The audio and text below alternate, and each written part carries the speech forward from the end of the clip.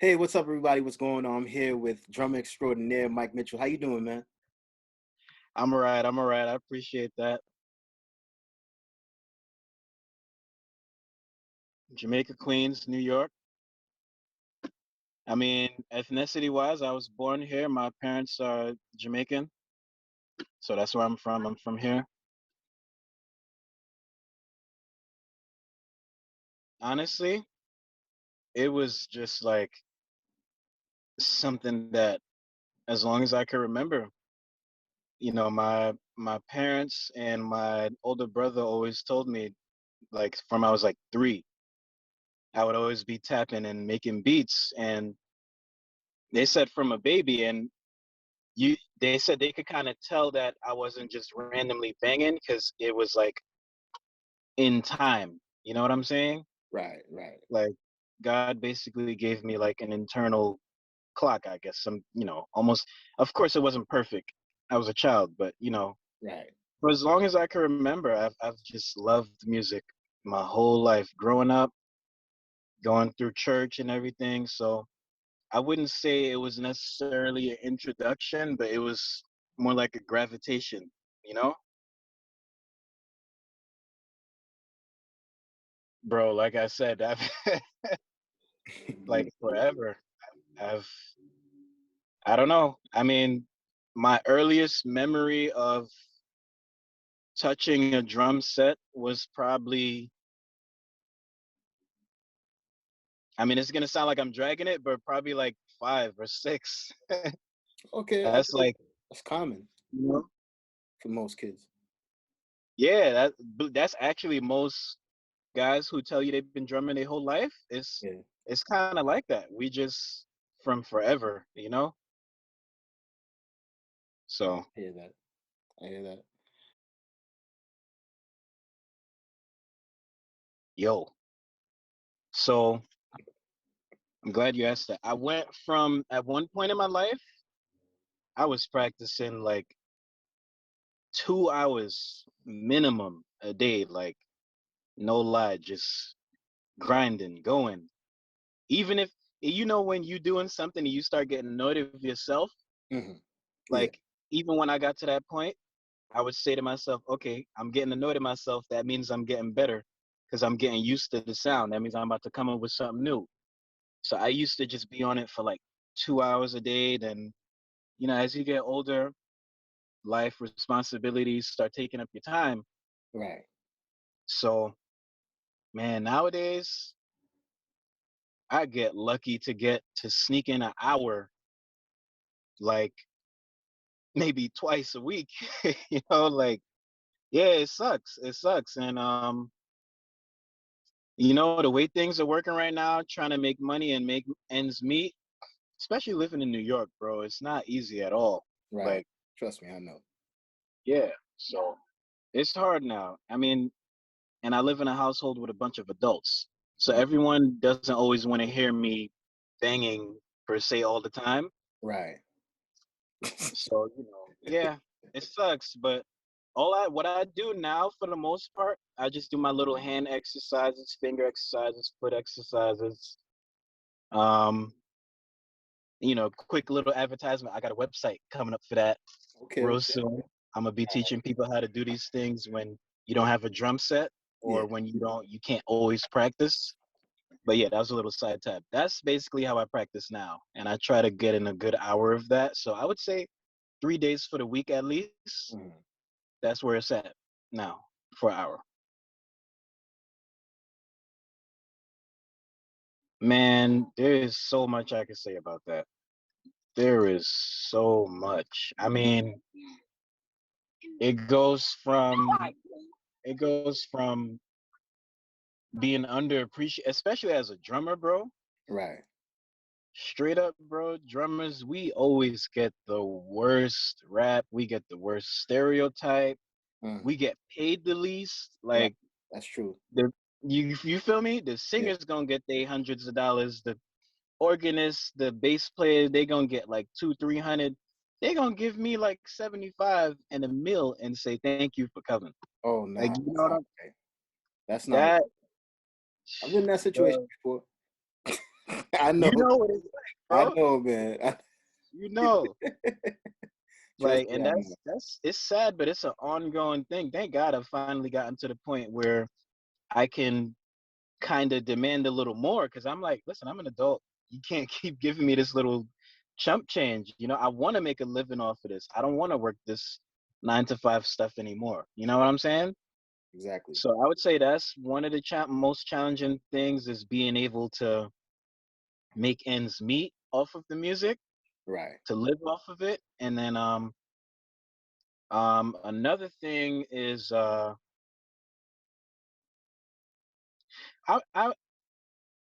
a lot of drummers bring it up as a thing, Mhm. to say, oh, there are so many other drummers. But for me, that kind of just drives me to go harder. It's like, Right. what, all right, that just means I got to stick out a little more. I got to do that extra little mile if I want to make something out of this. So I guess that's another challenge is constantly having to be matched up and lined up with other guys. And I'm always around dudes who are like, I personally feel have 100 times more skill than myself, but I actually enjoys that. I actually enjoy that. It makes me want to improve. Right. And I guess the the final challenge growing up is probably leading into the question you were about to ask me. So I don't know if you ask it first, but Yeah. Well, all it right. So, yeah. all right, Go so, ahead. so, so did you always have support when it when it came to doing music? And it does tie in.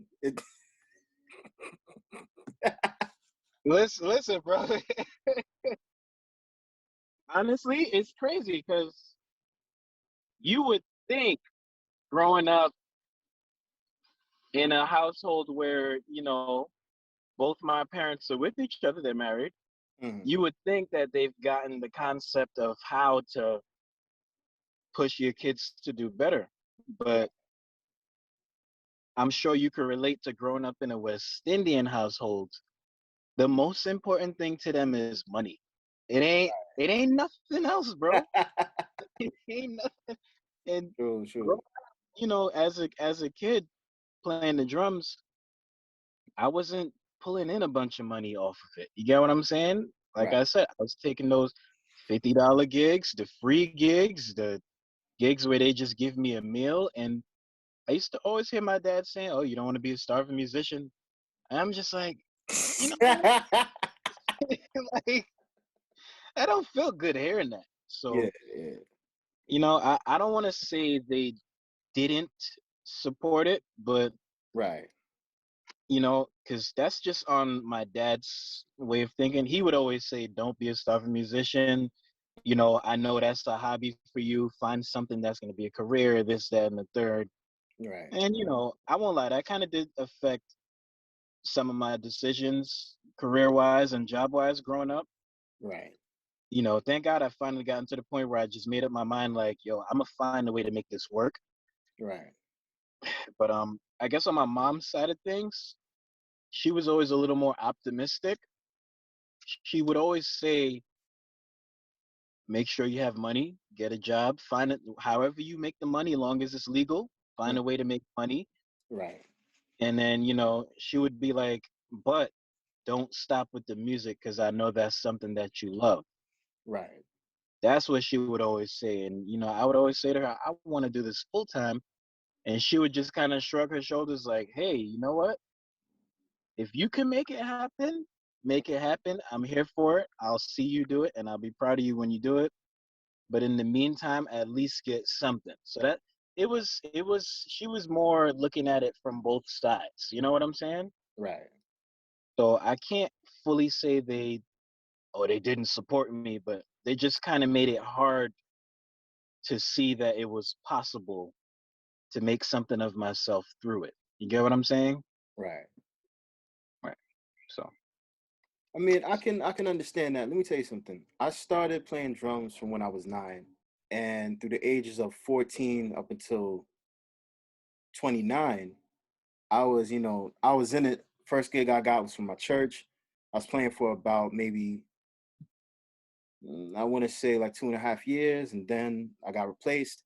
Things happened. I didn't play for church again until I was about, I want to say 20 years old. Yeah, till I was about 20 years old.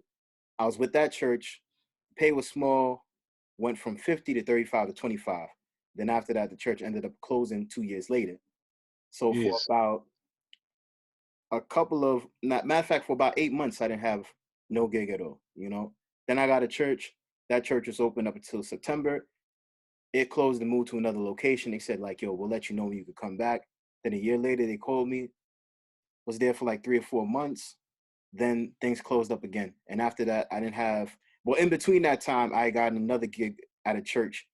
And now that church, I've been there with them for about, I want to say for about 6 years now, you know. But since the pandemic happened, I didn't really play. The last time I played, I think, was February 2020. And after that, you know, I really haven't played drums for a year. But trust me, I understand, like, you know, trying to get the gigs. Like, and the first time I got a gig, it wasn't actually of my own doing. What happened was there was a concert going on. My church had some crusade in '05, and basically one of the church members saw me playing drums and was like, Mm. yo, what's your name? He's like, all right, so yo, you gonna play now. And that was like the first year that my church got drums. And I played for about 2 years. And then after that, they got a skilled drummer. So I never had that position Okay. again, you know, and things happen.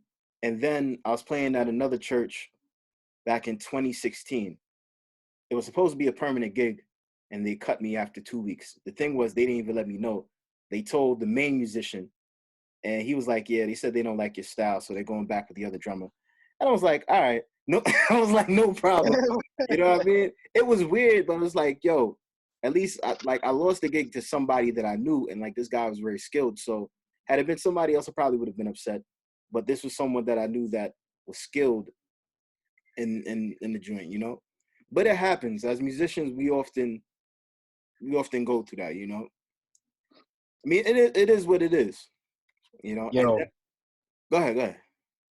sorry to cut, but I Nah, it's okay. really don't like I've been to places where they tried to make me that guy. You get what I'm saying? Yeah. Like the guy who you said replaced you, Hmm. they tried to use me as the guy to, and I told them, no, I'm not gonna. I'm like, that's messed up, bro. Like, I don't care how much you compliment me, like, oh, you play better than him, blah blah. First of all, it's not about better. It's about what soothes your ears. Maybe you like my style more, but I'm still not gonna take someone's gig like that. Yo, can you hear me? Yeah, yeah. I Okay. someone was calling my phone. That might have been what knocked it out. I don't know. Oh, okay, okay. All right, so go ahead, continue, brother. Yeah, I'm just saying, like, it doesn't. It feels like a level of disrespect, and even if it's someone who I know, you get the point of what I'm saying. Like, Right, only way that's all right is if someone literally asks me to take over a gig for them. You get what I'm saying? right, Like, yo, I got a gig for you. Come do the taking taking someone off the gig like that, like how that happened to you. I'm not trying to bring up bad feelings, but I personally just feel like that's disrespect and that's not okay. right. And when, well, the funny thing is that you know him, so you know. Oh, I know who it is. Yeah, yeah, yeah, yeah, Dang, I don't yeah. even I don't even want to know. Oh wait, I literally just put two and two together in my head. but Wow, but that's how let me, that happened. yeah, but let me tell you how the situation took place, right? Like, Right. I think he ended up leaving or something, and when I came in, right, like I played that Saturday, like I guess they had a disagreement and he bounced. So I came in that Saturday to play. I was brought in, and the first week I was brought in, you know, I ended up going to lunch after service. And this young lady, this elderly woman, right, at the church, she was like, "Oh, are you replacing what's her name?" I'm like, "What?" She's What? like, "Oh, are you replacing this guy?" I'm like, "Miss, I'm just here to play. That's it." So That's it. she took it personal. And then the next week I played, and after that, that was it. Like a couple of days later, one of the main pianists, he hit me up. He was like, "Yeah, they're gonna stick with the other drummer. So you know, they told me to let you know that they're letting him go." And I was like, "You know what? Mm. it's all good. Things happen. Like, and I was a little bit upset at first, but I'm like, yo, you know what? It's all good. I went through a situation back in 2013, right? There was a church that I was Mm, playing for, right?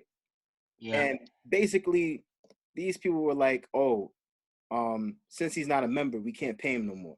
Mind you, same denomination and all that, right? My friend was there, she was still getting paid. So the main musician for the church that I was playing at back in 2013, you know, he told me like, yo, they said they can't pay you anymore because you're not a member. And then the guy What? from the treasury department was like, yo, so did they pass the message to you? I was like, yeah. He was like, okay, good. And walked away, right? Mind you, I was supposed to get a check that day. And so instead of getting my phone number and calling me, because these dudes knew how to reach me, they could have asked the lead musician, like, yo, what's this dude's number? So we could call him. But no, they did it in the most inconsistent way. And the way they did it was disrespectful. So what I decided to do was I used to show up every second and fourth Sabbath to go play for them. And then I was like, you know what? I'm only gonna show up at the end of the month. And I did that for about 4 years. So I was like, yo, you're not paying me. I'm gonna just show up once a week, to still help them out because they had no drummer. And then up until like 2020, I was still playing. But by I want to say 2019, I used to come every third and fourth Sabbath, you know. But at that point, it was like, I'm not getting paid. Like like a lot of issues were going on. I had a trained Ah, musician that I wanted to bring in, and the church shut it yeah. down. And somebody said in the meeting, right? They was like, "Yo, why should we be paying people for this? Like, these are gifts that God gave them. Like, what do you mean? They're musicians. They're working. It's a job. It's work. Think about the hours that somebody has to put on just to study the material, right? Then you got to think about whether or not they're traveling with a car, gas, if they have to bring their own equipment. All of that stuff adds up.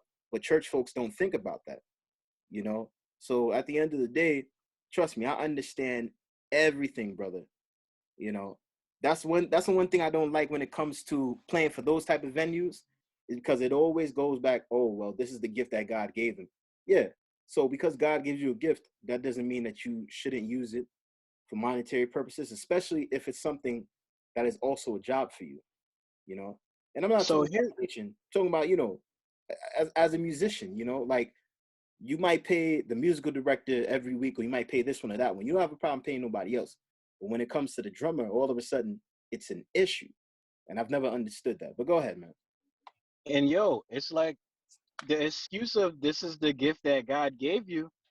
That sounds backwards to me because it's like, yeah, God gave it to me. Exactly. And when God gave it to me, essentially gifts come without repentance. He gave it to me and said, your gift will make room for you. That's what he said. Mm, You get what I'm saying? yeah. I don't want to misquote nothing, but I don't remember seeing in the scripture where it said every musician has to play in the church Right. and serve the people in the church. I don't remember ever. You get what I'm saying? Like I ain't never read that part. So it's like technically I'm doing a service for you. Yes, Right. I'm serving God through my playing, but I'm doing essentially this service is still coming back down to you. Right. It's Exactly. not as if you know what I'm saying? It's not as if I'm the pastor where I'm or one of the ministers, like a deacon or something where my literal instructions from God is to share his word because Hmm. he's giving me a word to tell you. That's different. Right. That's different. That's where you get what I'm saying? Your literal responsibility is to God and the sheep, the people, the Exactly. masses. That's your literal responsibility. As a musician, we're almost like, people don't like to hear this, but we're almost like that gray line. It's like, yes, my gift was given to me to serve God with it, to worship and praise Him, Right. but I could do that by myself in my house or in the studio. I don't need Yeah. to be in front of y'all in this. You get what I'm saying? Exactly. I could literally put on some gospel music. I could write my own gospel track, Right. pray, talk to God, and play for His glory. I could do that. Exactly. So whenever they try to come at me with that, oh, you should be happy that you're playing. The gifts are blah blah. I'm looking at them like, Nah, dog, it don't work like that. It doesn't. Sorry. I'm Like, telling you, man. Like the thing about it that kills me is the fact that we still have to have these conversations, even in this day and age. Because what I believe is that all musicians should get paid equally. If this one is making 200 and this one is making 300, but you're just making 75, it kind of feels like, yo, so y'all treating me like I'm some little kid. I can understand if I was like 20 or something like that, or 21, and y'all paid me that little chump change, and I'm just like, okay, I'll take it. But if I'm a person that I've been playing for X amount of years and I have this skill, don't you think that you should give me at least a little bit more? Now, there was one situation where I played drums for a crusade, and I think they actually ended up paying me like 200 for like on two different occasions. And that was the first time. That's the only time that I've ever gotten that type of money. Anything else, really? yeah. Anything else has either always been 75, uh, 25, 35, 50, and it's never reached above that mark. You know what I mean? So like And I'm telling you, man, as a musician, I know I've been through it, and some people just end up bouncing and leaving and being like, yo, all right, so you can't provide that for me. Cool. Like I remember when I was playing for this Sunday church, the one I started playing for back in 2011, that was the one that ended up closing after 2 years. My mm, friend, she bounced like she ended up leaving like January, February of 2013, right? And the church ended up closing like October, November of that year. She bounced. She didn't tell me nothing. Every Sunday I would come there. These people would be like, "Yo, so have you seen so and so?" I'm like, "She don't talk to me. She don't tell me nothing." So literally, I would come to church every Sunday, just playing the drums with no musician, with no music. And I'm like, wow, yeah. And I'm like, yo, what is this foolishness? What is this nonsense? what is So happening? yeah, but as a pianist, I understand why she had to bounce and leave because it's like, yo, they're not paying her the money that they should pay her. At the same time, the church was struggling.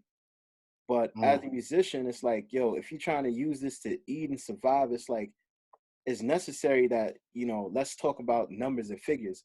If you can't provide that, then I'm out. And, that's how it has to be. you know, and that's something that it took me a little while to learn that. Now that I'm older, I realize like, yo, nah, like y'all gotta at least give me a little bit more. I spend my time coming here, brought my cymbal bag, I brought my drums, like, and y'all really doing this to me. Y'all giving me this type of payment, and I understand. Yeah, I should be humble, but at the same time, if I'm bringing this stuff and you're not providing anything for me, it's like, I mean, come on, traveling, like there's different expenses. You know what I mean? People don't factor in whether or not you're coming from Jersey or you're coming from Long Island. And it doesn't even matter. You could be coming from a deep part in Queens, or you could just be right around the block. It's all about what you do. For some people, being a musician, that's their job 24/7. That's how they make their money. You might get a little bit of 500 here, 600 here, but that's how they make their bread. You're going to tell me you're going to give them a small amount and expect them to be grateful? Like, I feel like that's not right. You can't disrespect people like that. And then you want to talk about, oh, you're doing this for God. Yeah, but you know, even God would be like, yo, what are you doing? Like, y'all I gotta was just gonna say that. y'all gotta do right by people. You know what I'm saying? Take care of the person who is taking care of you. Exactly. You know what I'm saying? And that's what it is, man. I guess it would have to be church then. Oh, okay, okay. Probably church. I thought of different things that happened when I was younger, but yeah, it's probably church. Because the rest of those things weren't like organized or set up gigs. I just happened to be there Right, and they asked me to play. So that's different, I guess. right. But yeah, church, first gig. Okay. That's one of my first gigs too. And it's like it happened so suddenly, like, and it was for a concert. Imagine one of your first gigs being Mm, a concert. Not even a wow, church that's service, pressure. but a concert. You know what I'm saying? So Yeah, yeah. I remember that time, like I was playing with, I don't know if you know Matthias. Yeah, yeah, that oh my God. That guy is a beast. Yeah. That guy is a beast. Yeah, continue though. Yeah, so my first gig I think was with Matthias and Gasmere. Now Okay. Gasmere is another like is another pianist also.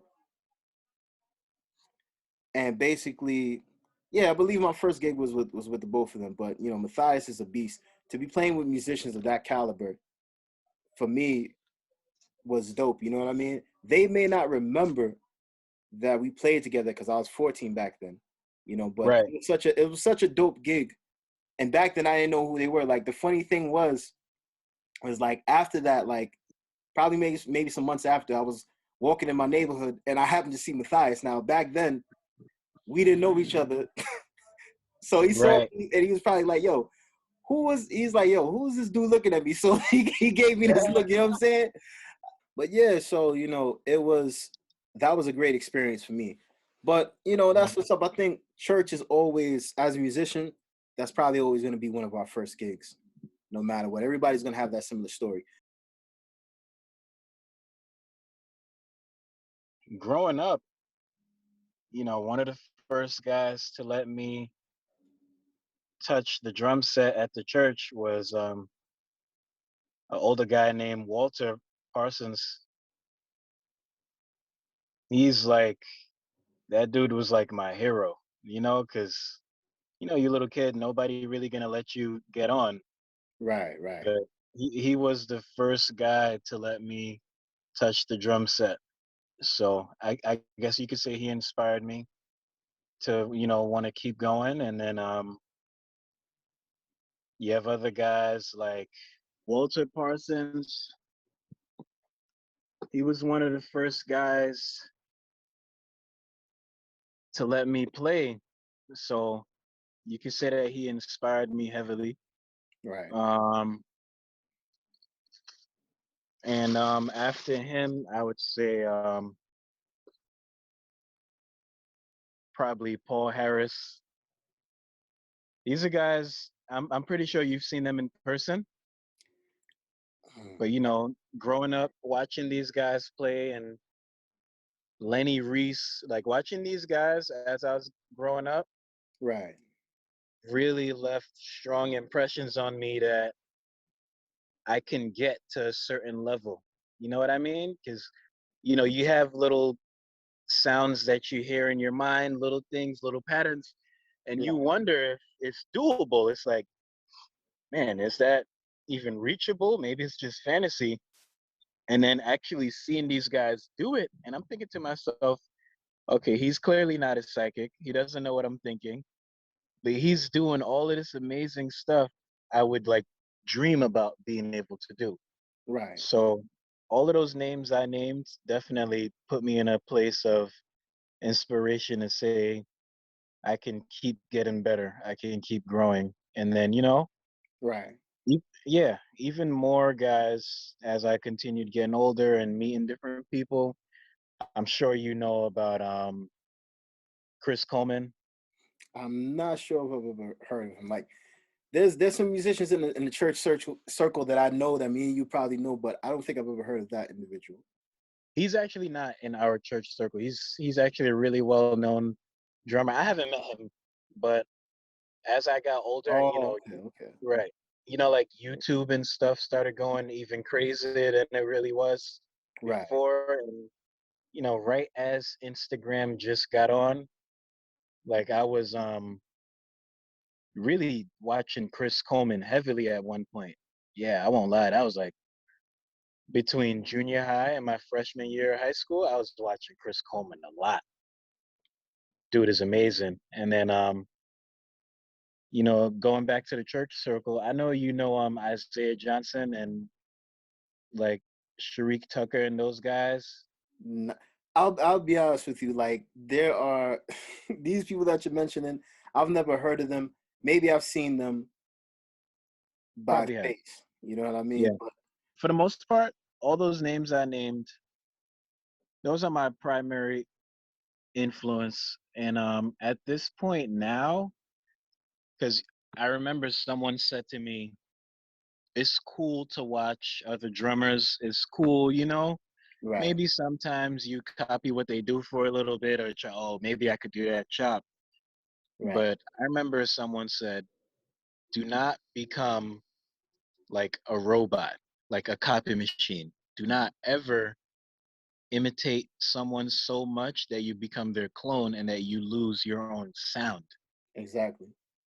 And when I tell you that left such a strong impression on me, bro, over the past 7 years, ever since I was like 20, 21, Yeah. that minute dude said that to me, I just kind of shut myself out from trying to study or look at these drummers. I'm just like, nah, I want to sound like myself. If I Exactly. get anything from someone else, I wouldn't mind if I'm at a shed and you know what I'm saying? Like I Right. see you in person and we're trading off ideas. Okay, that's cool. Right. That's one of the points of the shed. It's not what's going on, bro. It's not the main point, Mm. but it's one of the points is to share ideas Right. and of course, see how far each other could go, dig deep as much as you can. But that's the only time I'm okay with possibly, I don't want to say stealing, but it kind of is taking someone else's chop or idea, you know? Right. Other than that, bro,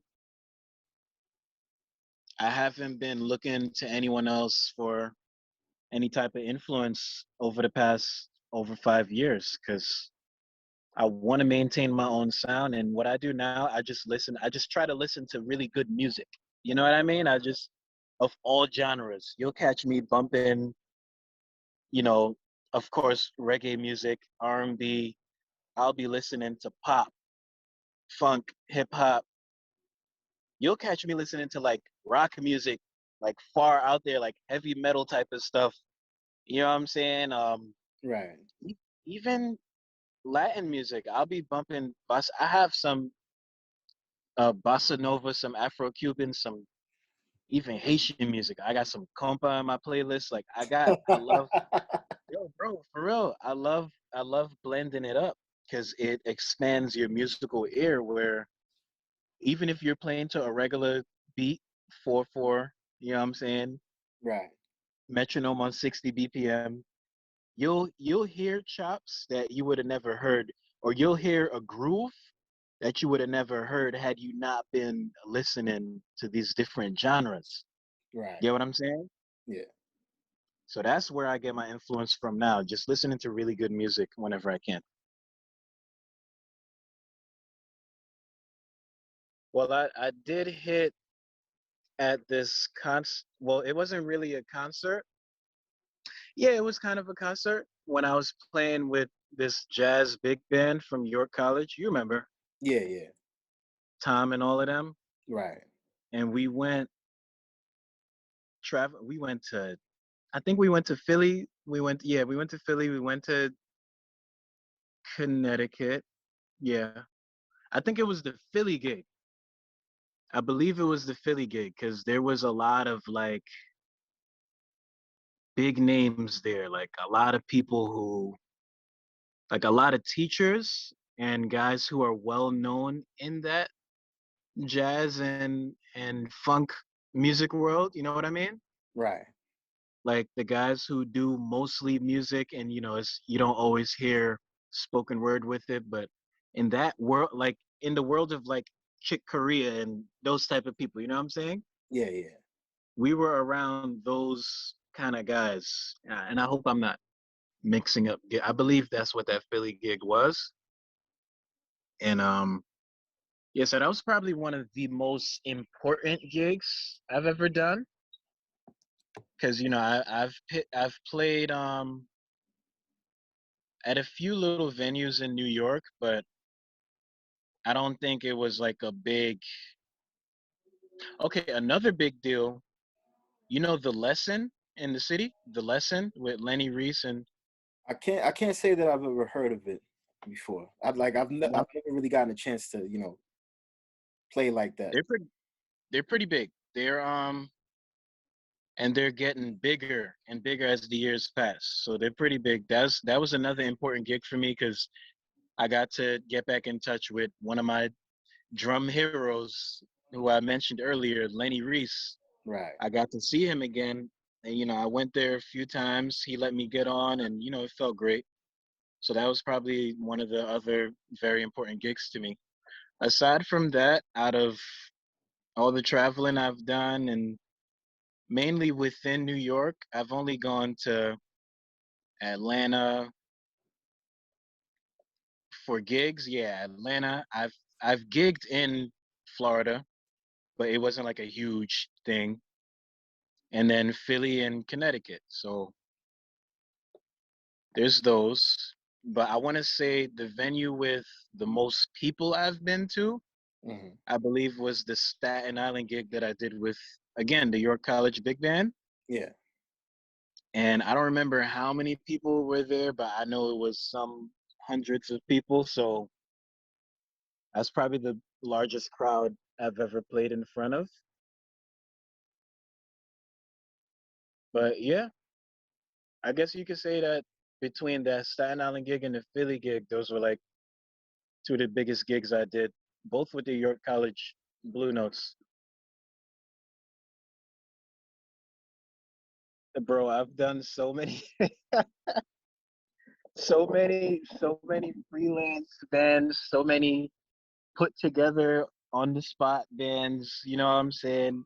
Right. I would maybe organized. Again, the York College Blue Notes. Okay, Strategic Band. I don't know if you heard of them. Can't say that I My have. okay, my boy Darnell. He has some stuff on Spotify. Actually, he put some music on when they were all together and gigging. I gigged with him a few times actually. Um, I gigged with Black Tie Brass. I definitely gigged with them for a little while. They're another really dope band. And then another like legit band after them was Experimental Soul. Okay. Yeah. And life happens, things happen. I moved on, but I would be open to gigging with them again in the future. Right. Um I remember when you were doing your thing with your group, Yeah. you and Kev.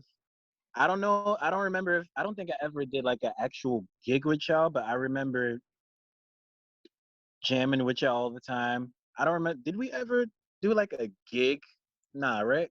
I think we might have, like, I know there were two times we did two different I guess concerts, you could say, one in 2013, the other one in 2014. And there was a Okay. song that um was it Kenny had wrote called Oh Baby. He did the melody and I wrote the lyrics, right? Right. But yeah, like Basic Flow is the name of the group. It was about four or five Yeah. different drummers. You, Benaya, Right. Darnell, Jay, and Kenny. Justin. And Justin wasn't hitting with y'all, no? Yeah, Justin was at the rehearsals too. Then we had And Kenny. Moxie. We had Joseph Archbold, Benaya Yeah, Wamble yeah, was yeah. another drummer and pianist. Um, dang, Augustin. You know, I don't want to get his first name wrong. You know what I mean? He used to play saxophone. He was the only one that played sax in the band. Was it Eglise Augustin? I think that's his name. I know I know Augustin. who you're talking about. I Yeah, know exactly who you're talking about. yeah. I could have gotten Yeah. his last name wrong, but yeah, like I seen you a couple of times come to rehearsal. I think you probably played one gig, right? What we used to Yeah, do I think was we would perform like two songs for those two separate concerts, and the drummers would switch off. It would was a rotate. it was a good atmosphere, but you know there was a lot of stuff going on. I think it was probably just organization as to why things broke up, because the group got started like 2013. About 2015, you know, it just kind of disbanded. Now I knew Kenny from 2011. I was in my last Right. year of college, so I knew him from Queensboro. You know what I Right. mean? And then there was Stephen Morris, who plays keys. Stephen Morris, I actually met Stephen 2 years prior through a friend of mine. The Steve. same friend that she used to play keyboard, they both went to the same high school. So that's how I met him. Mm, I met him on his graduation day 10 years ago. So, mm. um, you know, we kept in touch. He produced a beat for me called The Holy Spectre. And that was like in 2012. And then a year later, you know, Basic Flow was going on. Kenny reached out to me like, yo, I'm starting a group. So I was the only one that used to rap and sing. And Kenny, I think he could play keys. Like most of the guys were, as I would say, I guess I put it as a triple threat. They could play drums, keys, and probably sing a little bit also. So like everybody played at least more than one instrument. I didn't really play drums. I just sang or whatever. But yeah, that's how like I remember you back then. We used to have the braids even before the beard started to connect and all that. You know what I'm saying? But I Clean mean, face braids. yeah, man. I mean, you've been doing your thing for a long time, and then after that, I started like almost everybody. Well, not everybody, but most of the people that was in Basic Flow. I would start seeing them at church events. I would see Moxie, then I would see you, then I would see somebody else. So I was like, then I would start seeing Justin. So I would see all three of y'all. I'm like, yo, y'all really branching out. But then again, I realized like, yo, Queens is kind of small, but we all in some sort of this, like we're all in the same circle. So people that I know that go to my church might know you. You might have played drums for them for a particular service. So everything is relative. It always comes back around. You know what I mean? So I And you know definitely, what? yeah. Go ahead. Go With, ahead. sorry to cut you. With that, the way that happened is because remember, I'm a Sunday church goer. I'm a Pentecostal Christian. You know what I'm saying? Right. Right. So most of my gigs were Sunday, Right. Friday night, or Saturday night. It's not until I started linking up with Uriah. It was really Uriah and Yeah. Jelani who brought me into like the SDA world, Yeah. and it was just like, oh, okay. And I actually started seeing some people who I used to see on Sunday, on Saturdays as well. I was like, oh, this is where y'all get your weekend gigs. That's how I was looking at it. Like, this is Right. where you got your Saturday gig, and half of them were like, actually, this is my home church. I was like, oh, okay, so like, yeah, that's partially why you started seeing me more out of nowhere, because Right. a lot of the people I knew on Sunday were actually hitting on Saturdays too, and they started asking me if I was free. Like, Alvin Jones, Dia, Oh you yeah, know, Alvin Jones, yo. yeah. Funny thing, like yo, he just played keys at my cousin's funeral like 2 weeks ago. Wow.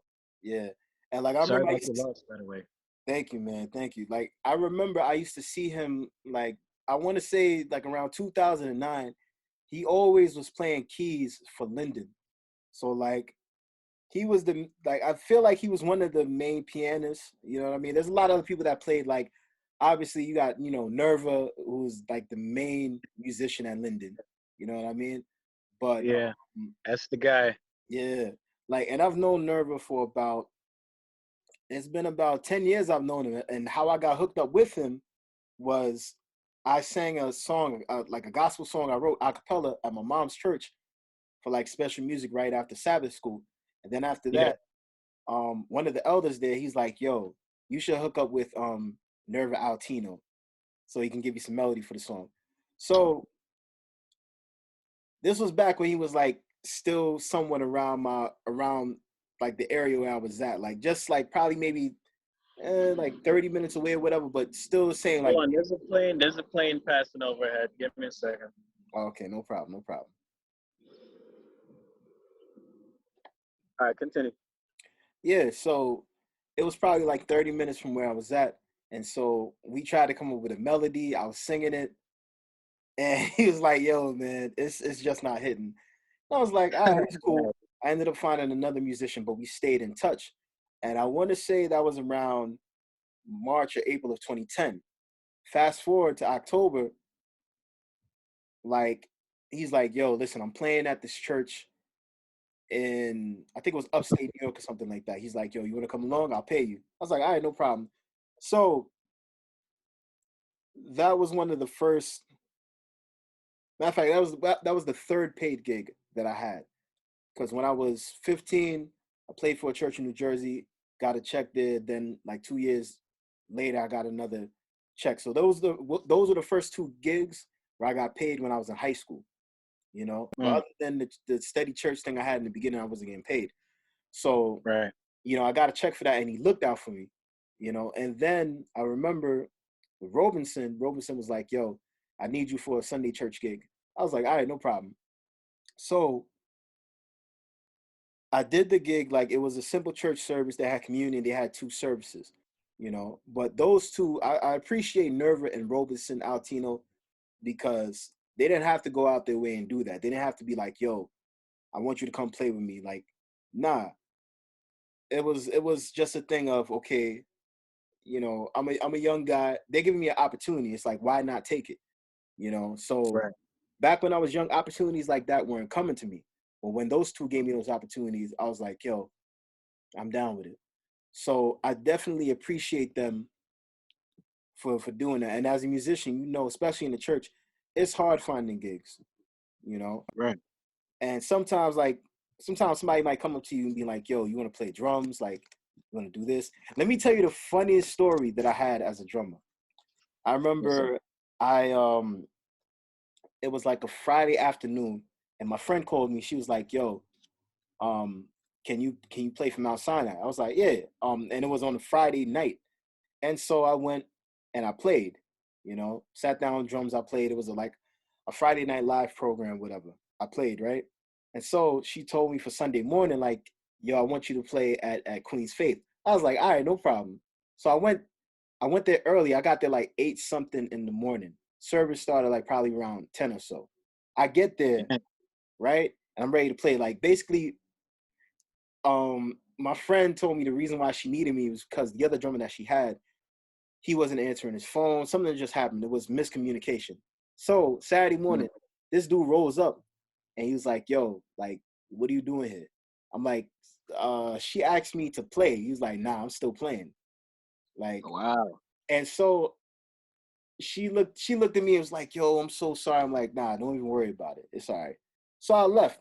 Now back then I probably would have been like, nah, I'm not going nowhere. Like if I was like how I am now when it comes to drumming and being territorial and all that, I probably would be Right. like, nah, I'm not going nowhere. But back then I was just like, whatever. I left and I walked to my home church. When I got to my church, I was so pissed off. I remember there was a wet floor sign that was in the basement of the fellowship hall. I kicked that thing in the air, man. Like that's how pissed off I was, man. So it's like different things happen, you know. Miscommunication happens between musicians, but the fact that we get a chance to go around and we see different people, it's like it's a blessing in a way. There's another drummer that's sick. I don't know if you've ever met Denzel before. Cool. He act he was actually coming to the gym with me at one point. Oh, so you Like do we would you do know him? yeah, I know Denzel. Oh, okay, We wouldn't like go to the gym together, but he was going to the gym, I was going to. oh, okay, okay, cool, cool, Yeah, cool. yeah. All right, Yeah, I know him.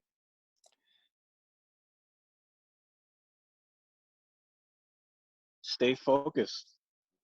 Don't get sidetracked. Don't get discouraged by seeing other guys who may be at the higher level than you. Let it encourage you to get better. Don't get discouraged about people telling you you can't make a living off of it because you can. You just have to find a way to do so, and learn. I would also tell them, which I'm trying to learn myself right now, is learn the business aspect behind it. right, Of course, increase your talent by all means. Practice as much as you can. Go hard, make your music, but learn the business, the networking. You know what I'm saying? The communicating, how to set your prices, how to get certain amounts of money. Learn what parts of the music world make that kind of money. How to market yourself as a musician, producer, singer. Learn about how to do that, and then you'll be fine.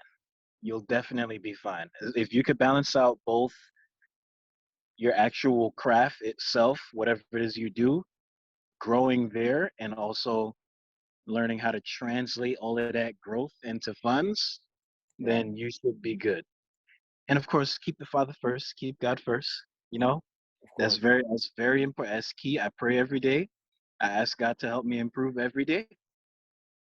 So I guess that's the advice I would give. Okay, okay. You know, it's so funny. People don't realize, right? when you're starting out as a musician, they don't tell you these things because it's like, okay, people don't know if you're gonna continue doing it. For some, it's just a hobby. For others, it turns into a business, right? This is when Right. you start learning about S corporations and 1099 tax form. Like I just All had of to that. start doing that last year. So now I am an independent contractor when it comes to my Right. brand, and I got to put that on my taxes, you know. Mm. But I really feel like, in addition to having musician shed, right? There also should be that type of information. And as a matter of fact, 2019, I went to a musician shed where they were giving this, where they were talking about this type of stuff, and it is on YouTube. I think it was at Amazing Grace SDA in Brooklyn. I So think I went to that. I think I went. I think I was there when you was there. I don't even remember seeing you. That's crazy. It was a lot of musicians there in the house that night. Yeah, it was a bunch of people. You know what I'm saying? But yeah. So music business, whether you're signing a record deal or you're just an independent musician, you're trying to get your bread, is very important because what can happen is that if you are not, um, let's say if you're not well educated in this field, it's very easy for someone to jerk you, right? It's very easy for Fact. someone to do whatever. Like I'm gonna talk about a situation, right? Now you know that Floyd Mayweather and Jake Paul are fight. Either Jake or Logan Paul. Is it Jake Paul? I think it's Jake. Yeah, it's I Jake think. Paul. Yeah, so um the funny thing, right? In terms of money, Jake is gonna get 250K with a five I percent. didn't know that. Yeah, with a 5% like I guess royalty, whatever it is, right? But Floyd is getting 10 million and is getting a bigger percentage than him, right? When you go and you look at when you sign that deal and you're gonna settle for 250K, you realize you're not really making that much. I Right. would rather make 10 million over the 250K. So I'm like, yo, this dude Jake Paul, he got a smart mouth and all this other stuff, right? Just because you beat up this guy and that guy doesn't mean that you can beat up one of the heavyweight champions. Like Floyd is gonna knock him out. It's gonna happen.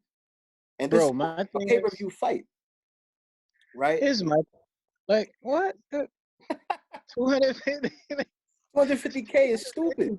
bro.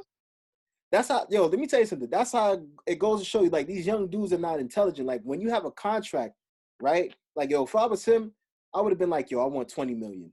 Or at least try to match it up to something. Cause like, yo, you getting 250K, you're gonna blow it at some point, right? When a reporter asks Floyd, like, yo, what you gonna do with your money? He's like, that's not important. The important thing is that I'm set for life. You know what I mean? So when I heard him say it, I'm like, yo, Floyd is smart. Like, Floyd don't let me tell you something. The reason why he brags so much is because he was the best. Now that he's not fighting no more, he can demand X amount of dough. He could be like, yo, this is what I want. And they'll give it to him. Why? Because they know that he's worth it. But this kid, Jake, is like, they're like, oh, okay, he got hits. Like, those dudes are weak. But this is Floyd. Like, even with the Pacquiao fight in 2015, like, Floyd won, but for Floyd, it wasn't about the fight. It was about the money.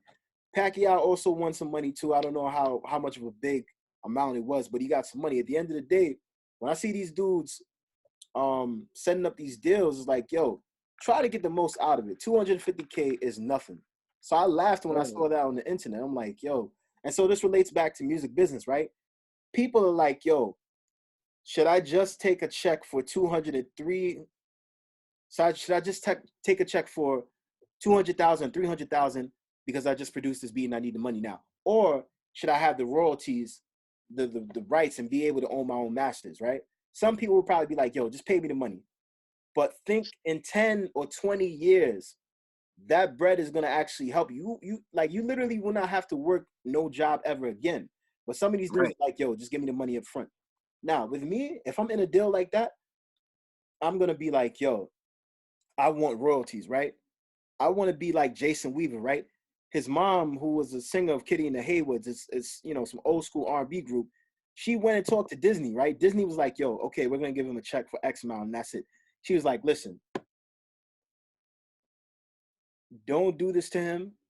I want him to have royalties, right? You know that this check that you're gonna give him is temporary, but the royalties is gonna be permanent. Give him that. So since 1994, he has been earning royalty checks for singing the song "I Just Can't Wait to Be King" in The Lion King. People don't realize how important it is to have somebody that's in your corner that's going to fight when it comes to your contracts, right? Even Right. LL Cool J said that after a certain point, he owns all of his material, all of his albums that he did for Def Jam. He owns it. I don't know if he had a good lawyer, whatever the case was, but he owns his material at the end of the day. He said this on Sirius XM on the Wake Up Show. So Right. it's very important to have control of your material. Even something as simple as creating a drum rudiment or a certain style of groove, right? Let's say you do a work for hire, right? And that person takes it, they get royalty checks off of that for years, but they didn't create it. You end up missing out. And now that's money that you could have gotten. But because you decided that you wanted to get a check, it's like now, oh, all of that's out of the window. And sometimes people make that decision like, yo, nah, I just want the money now. Nah, let me tell you something. Having Messed money up, dog. temporarily instead of having money permanently does not make any sense to me. I would rather make money permanently in the future Hmm. than you giving me a check right now. Like for example, Teddy Riley talked about how much money he lost out on because he was working with Gene Griffin. Like Right. this dude was getting checks for like $2,000, $3,000. Meanwhile, he was making like money in the millions, but because Gene was controlling all his credit cards, he didn't know how to do it. So at the end of the day, he lost out. He decided to break away from Gene, and Gene was like, "Yo, I'm cutting off all of the credit cards, all of the money. Like I own it, I control it. You don't have anything." So after that situation happened, he had to move back home to the projects. But there were these young group of artists that helped him get back on his feet, and so he started producing. Like Michael Jackson, like he produced Michael Jackson's, I believe, Blood on the Dance Floor track and a couple of other tracks. Like he did most of the work on Dangerous in 91. But like I'm talking about like later 90s, like he started really making some bread. Then he had to tell some of the people that were working on MCA with him, like, yo, I'm gonna release all of y'all from your contracts. All right. I don't want anything. Y'all take this, y'all go and do what you have to do. But he learned a good Do what you lesson got to after that do. situation happened. So you really have to be careful when it comes to this music business because they will jerk you. A lot of these hip hop artists out here don't have their bread. Somebody else is controlling their royalty checks. Imagine you've been working for 30 years in the music business and you have no control over your stuff. You know, Master P made sure that he had control of No Limit, and yeah, he did a distribution deal with Universal, but he kept most of the profits. That's why at the end of the day, he doesn't have to work another day in his life. He can create all these brands, rap snacks, and all this other stuff. And the same thing with Romeo, right? Romeo was like probably 10 or 11 years old when he started his rap career with his father. And his father made sure, like, yo, y'all didn't jerk me, so I'm gonna make sure that my son doesn't get jerked by y'all. And that's just it at the end of the day. That's how it has to be. You know Right. what I mean? The way I'm going about doing things right now, I mean, in the next 5 years, I should have my own music out. I should have my own music out. Um, my boy who is doing his thing as an artist right now, in the next 5 years, we should have went on tour at least once or twice. You know what I'm saying? Like Right.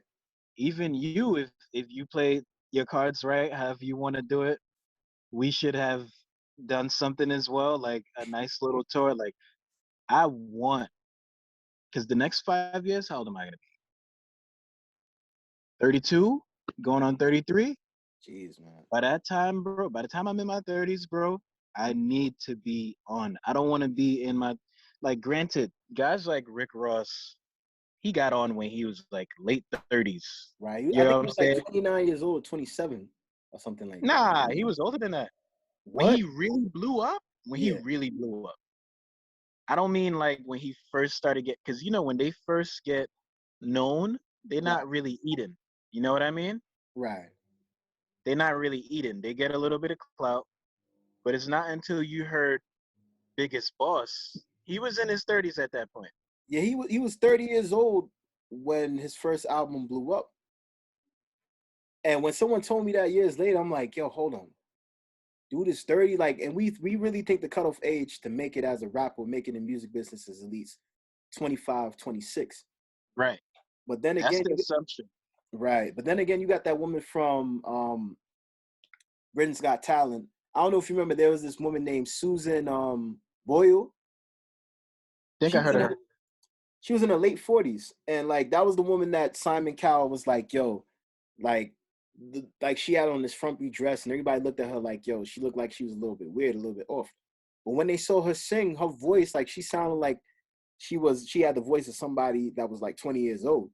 And she ended up releasing her first album in her 40s. We've never heard of anything like that. And I'm not saying that that doesn't happen, you know. You got the Winans Yeah. who started in their mid 20s. By the time they released their latest album, like the last album I think they released was like 96, they were like 40 something. So you got to imagine for 3 decades, right? Starting off as the testimonial singers and then the Winans, like for 3 decades, they were hot. And you know, Marvin Winans still do music every once in a while, but they were really in their late 30s, entering their 40s, still doing music. There's not a lot of people that can do that. Then you got Jay-Z, Right. you got Nas, and all these other rappers, and even Busta Rhymes. Yo, Busta Rhymes has been in the music business for 30 years. Still putting out hits. That's the crazy part. Yeah. And we usually expect like, yo, this dude is almost like probably about to be 50 something. Like, how in the world are you still releasing music? But here's the thing. For some people, music has no age. And if you play your cards right and you make sure you take care of your business, you don't have to worry about nothing, you know? Right. But yeah, like we all should have goals for ourselves, like in terms of music or whatever in life, you know? Like there's certain Exactly. things that I want to do myself.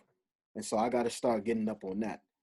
Now, And we will. I'm sure you will. You know I will. It's a matter of actually, you know what I'm saying? Like once you figure out I feel like this year I finally got the formula figured out, or at least a piece of it. You get what I'm saying? right, Rather for what I know is gonna work for me, I have a piece of that figured out, and I of course I'd be asking God to make a way, and I pray about it. And basically, the way I feel God is responding to me is, okay, you're asking me for help. I've given you one of the pieces. right, Now apply that piece, and everything else is just gonna fall into place. right. So yeah, that's where I'm at with it. I'm working towards applying that first piece, and I really do believe that all the other pieces of the puzzle are just gonna start coming in, and then everything is just gonna start moving.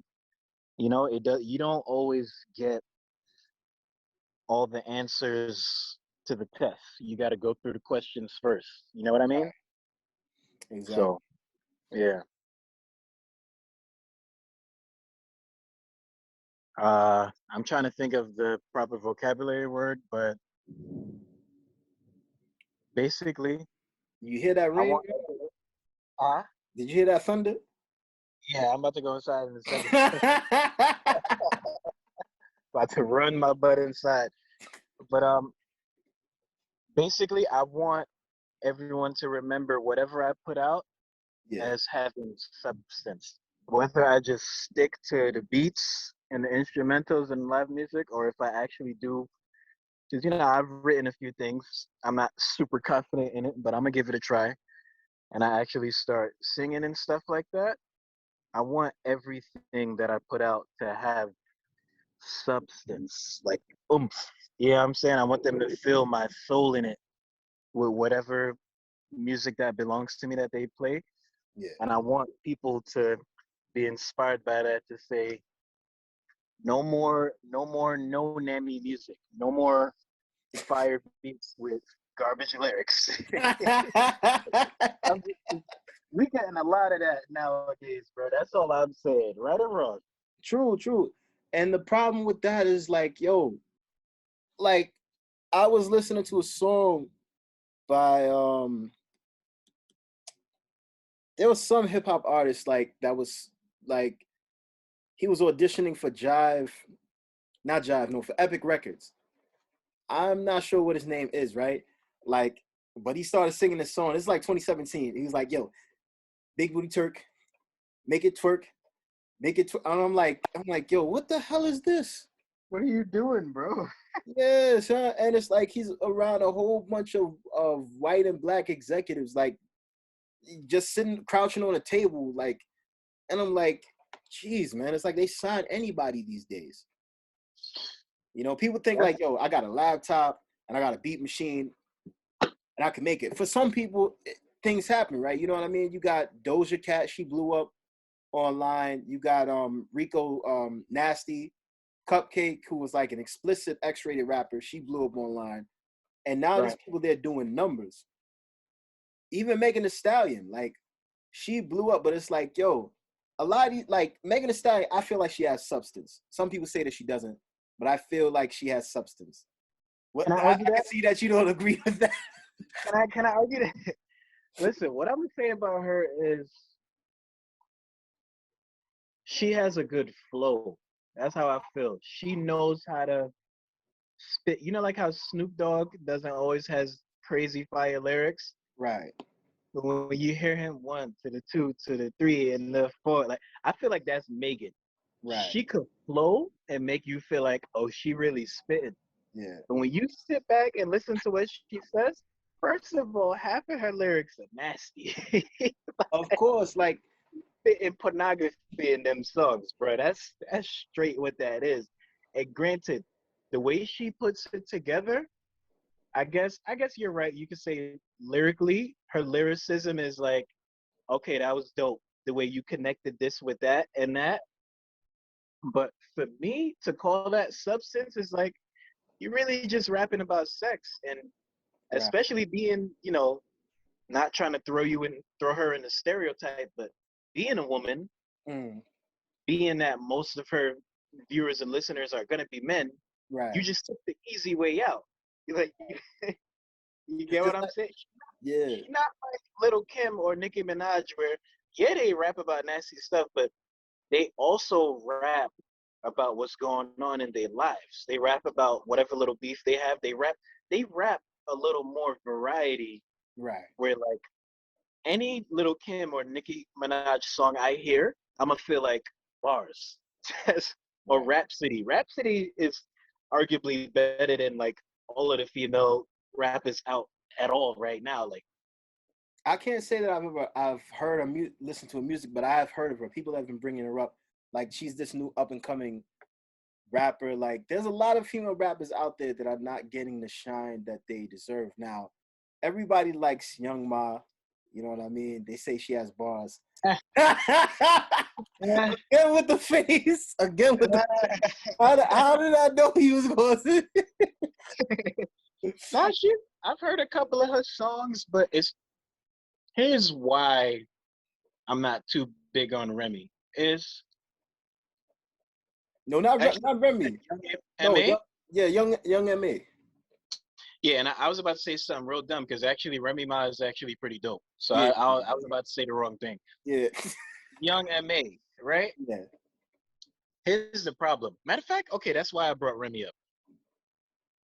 Young MA is trying to put off this thuggish persona, like gangster rap, whatever, whatever. It's like when you're mixing that, the fact that everyone knows you're like that, Yeah, and on top of that, you're trying to be thuggish, it's like, okay, you're trying too hard to be like one of the guys. You right. get what I'm saying? Yeah, Remy, on the other hand, she could rap that gangster type of stuff. And right, you don't get a feeling like she trying too hard to be one of the guys. She's still very ladylike. And right, it sounds very dope. It's like, okay, that's more like Little Kim. That's more like Rhapsody or one of them.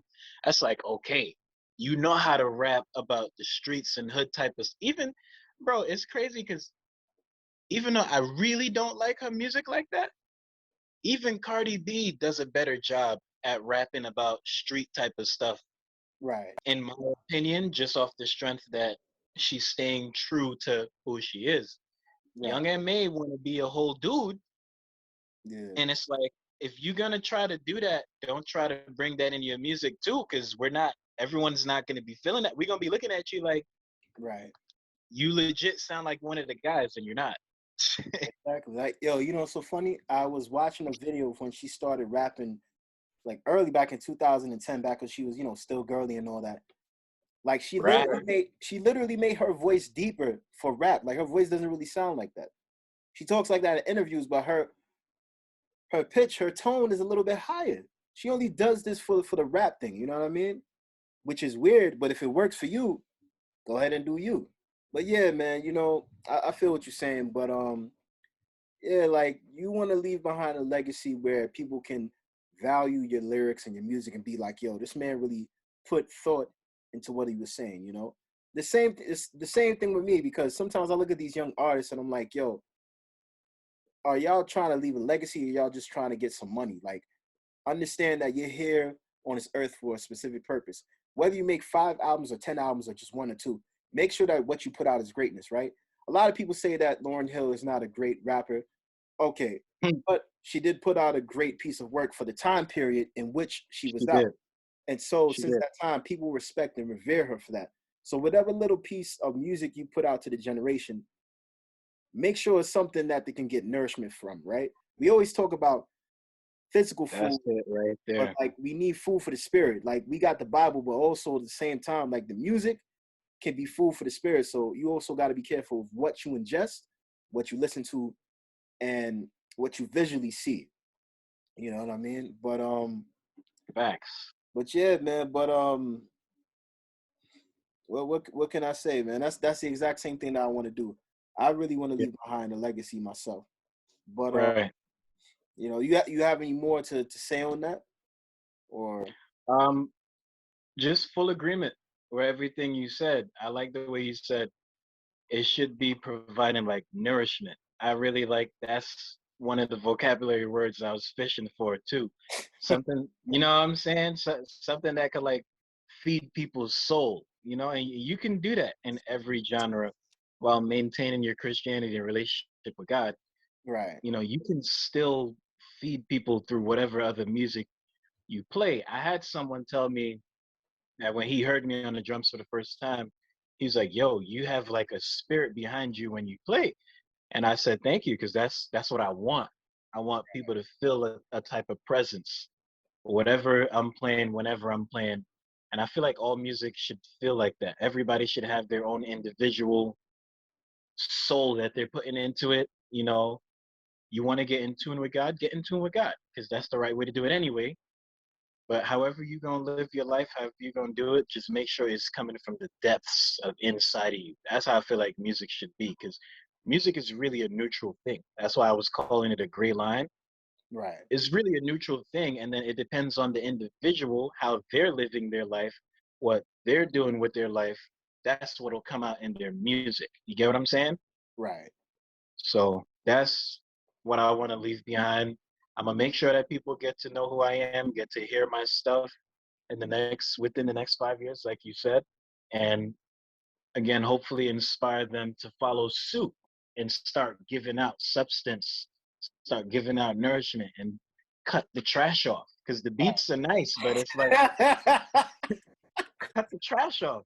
Take the trash out. That's you're not supposed to keep trash in your house. It goes to the dumpster, bro. You nah. exactly, You know? exactly, exactly. And I'm so Yeah. glad that you said that. Like, I feel like I want to say after like the 2000s, music started to get trashed, but then that would be a lie. Like, I feel like the apex was somewhere in 2008, 2009. You got drill music coming in, and then you got all these other different, you know, triplet styles. But it's like everybody, you can either rap about one or two things, either drugs and getting money, or having sex all day. It's like, and then you got the regular rappers that can actually spit. They're not being played on your regular radio station. You got to go listen to the next mixtape or go online to see their content, you know? And it's like, when are we going to come to the days and realize, like, yo, there's room for different types of rappers? Like, and there's room for artists that are trash too, you know? Even those who take Serious. themselves seriously and think they have talent, but they really don't. Right. ICA Fish made a response video a couple of years back. He's like, "Yo, this is not a joke. I'm I'm I'm serious about this for real." And I looked at the video like a couple months ago. I'm like, are you serious? Like, bro, you have no singing voice. But he blew up off of that. He was like, all right, I can't sing. Well, I'm gonna make it happen. Or, everybody comes with a gimmick, at least in one way or another. You never know when you're gonna blow up. For dudes that are musicians that have been trying for years My and bad. years, and I years. missed a bit of what you said. I was getting a phone call. After you said the whole thing about him not having a singing voice and he said, all right, I can't sing, start back from right there. Yeah. So he said like, oh, y'all think I can't sing? All right, I'm gonna show you. And literally, he's making money off of YouTube. He doesn't have to work another job a day in his life because he's worked that hard in his craft. He pays for the beats. Whoever he works with, he pays for the beats. Everything is his. He controls his stuff. So at the end of the day, you know, even if someone happens to make trash, you got to put a lot of umph and emphasis into it. Like there's some songs where the lyrics might be lacking, but if the instrumentation is just right, like you can really get something off of it. Or sometimes the opposite, if the lyrics are good but the beat is trash, sometimes you can make a statement. It all depends on what you do. If you're the type of person that's lazy when it comes to writing, whether you're writing music, um, for instruments, or you're just writing lyrics, like if you're the type of lazy person that doesn't like to add a whole lot, it's like you don't have to be that lyrical, but make sure that you're saying something of importance. So at the end of the day, somebody can come back and listen to your album and be like, yo, this is hot. Like yesterday, I listened to the whole off season. And before I listened to the album, like I saw some notes last week online, like everybody was posting like, oh, this album is trash. Like, yo, what happened to J. Cole? I'm like, what do you mean what happened to him? Like, Who said that? I forgot who it was, but somebody online on one of my from my friends list. Somebody said this, but this is the same dude. Let me tell you how humble J. Cole is. This is the same dude that shot a whole video in Jamaica, Queens, with no security. He was just walking around like he's humble. I remember there was a video that I saw on TikTok, and some dude was like, "Yo, here we go. We got J. Cole over here." He looked. He was like, "Oh snap!" And he realized it was actually J. Cole getting halal food. Like Jay just looked at him like, come on, man. Like I'm a regular dude out here, man. Don't bother me. So he knows money is not everything, but he makes timeless classic music. You Right. have to have, you gotta get with the right producers. Like if you can't produce yourself, you gotta get with the right producers, and you gotta make magic. But for those of us that actually want to produce great music, we put our time and effort into everything that we do. I can never say there's a song where I felt it was trash. If I had a song that wasn't living up to its potential, I would scrap it and just work on another track. And that's how I do. Like this album that's coming out in the next couple of months, it's some hot fire. Like, and I took the time to work on the beats, to work on the lyrics. And the funny thing, Looking forward to it, bro. thank you, man, thank you. And the funny thing was, after probably about a month after, I started writing the second album. The first album's not even out yet, and I already started recording demos. I had to take a break and breathe because it's like, you can't rush greatness. You know what I mean? Right. Take your Like, time. you know what I mean? So for about, I want to say, for like 2 months, I haven't really gone to the studio. I probably touched the mic once to record some separate track, but I really haven't touched the studio because I'm like, I'm not saying I'm feeling the vibe, not feeling the vibe, but it's just, I'm just taking my time. I'm saying to myself, like, yo, there's really no rush. When you're ready, you'll know and you'll go back in. I already have X amount of beats. Like, I'll go in and make a beat here, make a beat there. Like, but really, I just sit back and, when it's time for me to go back in, it's time for me to go back in. Don't rush the process. Let this project come out first. See how the people respond to it. And if they Right. like it, then you go back into the studio and work on the album. If not, scrap what you have, create something brand new. And, that's it. But anyway, I want to thank you for taking this time with me to do this interview. It was very No insightful. doubt. No doubt. I know we have been trying to do this since last year, but then COVID hit, and so we couldn't really do things the way that we wanted to. But I A lot definitely, was going on, bro. A yeah, lot was. a whole lot. I can't begin to explain how much was going on, which is why I took so long to get back to you with this. But Yeah, like you said, I'm glad we finally got it done. yeah, man, most definitely. All right, so everybody, I hope you've enjoyed the interview. All right, look out for Mike Mitchell greatness right here. All right, and we Appreciate it, bro. Thank you. most Thank definitely, you. bro. Peace, fam.